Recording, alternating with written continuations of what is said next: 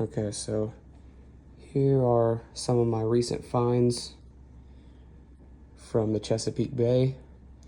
And a lot of this material up here is exclusively quartzite, some jasper, and some cherts.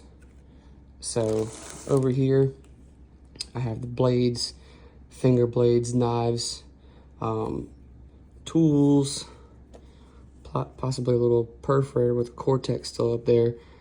These are all quartzite. This one is a hide scraper.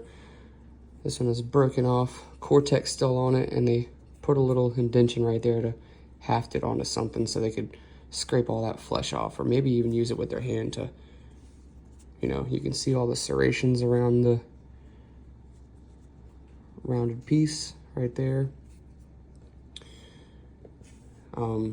I mean, and really you can tell by the shapes of these things. I mean, if you threw a rock on the ground a million times, none of them would ever break like this, or, you know, have these very sharp, you know, serrations or points, or however you want to call it. A little finger blade, random little tools and stuff that you can tell has worked. Quartzite, it's pretty hard to tell that it's been worked because it doesn't flake off as well as, you know, your jaspers or cherts or high silica materials. So here we got some hammerstones. You got the smooth side for the indentions where they would hold it, and then all around the rind or cortex or outer edge of the rock, it's all chipped up. You can see where they're deliberately hitting some of these edges, and it's all scarred up. A lot of these river cobbles are smooth all over, flat on one side. Same thing with this one. You can see the little indentions, and you can see all that scarring from the peck marks where they're flint knapping and stuff like that. So this one as well. This one, I believe, was a multi-tool. You can see it's been fired at some point, but there's a lot of different ways you could hold this. You know, you could probably grind with this edge. It's real smooth along all the sides. Got a little hole drilled in it right there too. A lot of scarring on this rock. Just not a typical rock you'd see. We got a pitted stone slab right here. You can see where they were making a second one. It broke somewhere. I mean, it's been thousands of years since this has been touched or found, but you can definitely see the indentions of where it's been. They've been, you know, smashing herbs or medicine, or maybe even making paint on these pitted stones. Nobody really knows what they used them for, but that's what I've gathered from all the the information that I've been researching about these things. Here's some examples of the material. You got some nice jasper right here.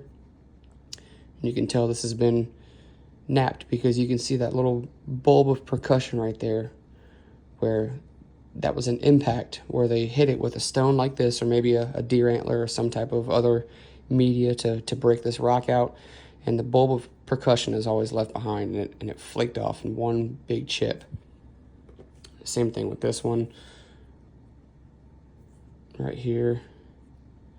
This could be a real high grade quartz or I'm not really sure with this one, but it's given like a jasper type of texture and color and look and feel to it. So this is some discarded material as well. This is quartzite. You can see where they were trying to serrate the edges of this. Cortex is still on it, and when I say cortex, I mean the outer edge of the rock. Same with this piece. You can actually see the flaking a little bit better on this, but this is stuff they would just discard, and I like to save all that stuff and pick it up. So and over here we got some woodland period triangles made out of jasper. Got some inclusions on it, some limestone inclusions.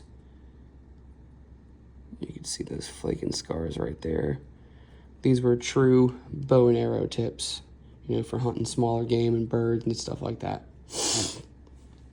Here's another example of some good material, some crystal quartz. that they would use. As you can see on this one, this was a crystal quartz blade of some sort, probably like an oval blade. It was probably hafted onto a piece of wood right there, and they would use this as a cutting tool. You can see all those really fine serrations on the edge.